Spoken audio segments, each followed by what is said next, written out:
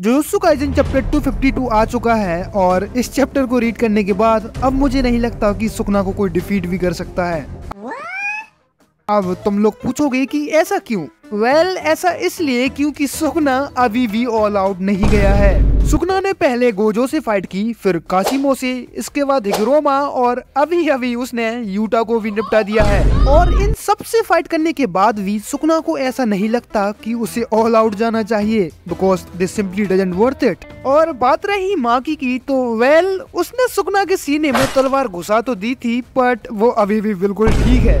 लेकिन कैसे? अब ये सब जानने के लिए हमें चैप्टर की स्टार्टिंग में जाना होगा, जहाँ चैप्टर 152 कंटिन्यू होता है माकी से, जो सुकना पर सरप्राइज अटैक कर देती है, जो कि पॉसिबल हो पाया था इन सब की प्लानिंग से। एक्चुअली इन लोगों ने ये डिसाइड किया था कि यूटा बाहर इन लोगों को एक सिग्नल देगा, जिससे माकी यूटा के डोमेन के अंदर जाकर सुकना पर सरप्राइज अटैक कर सके। तो हाँ, यूटा ने माकी को सिग्नल देने के लिए अपना डोमेन जानबूझकर डिस्ट्रॉय किया था, ना कि उसका डोमेन सुकना की वजह से डिस्ट्रॉय हुआ था। और अब सिंस यूटा की बात आई जाती है, तो आप लोगों को बता दूं कि यूटा के बचने के चांसेस अभी भी हैं, क्योंकि जिस मोमेंट पर सुकना यूटा पर अटैक करता है, उसी टाइम वहाँ यूई आ जाता है और उसे टेलीपोर्ट करके सोको के पास लेके चला जाता है।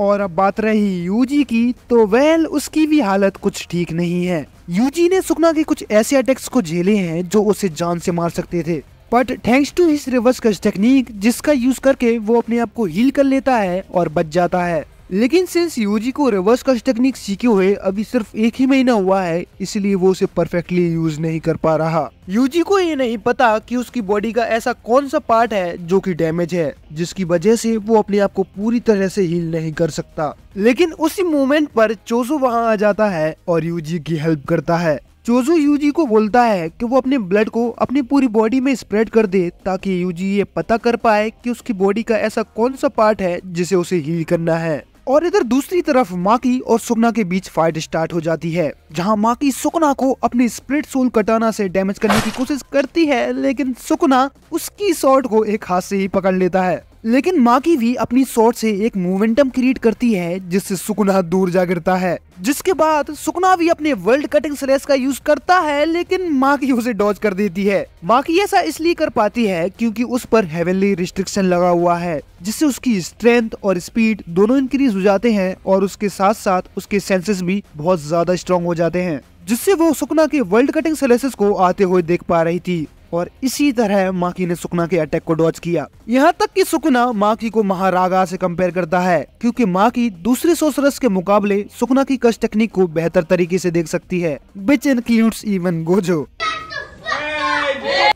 अब बस होप करो कि माकी का भी वही हाल ना हो जाए जो महारागा का हुआ था।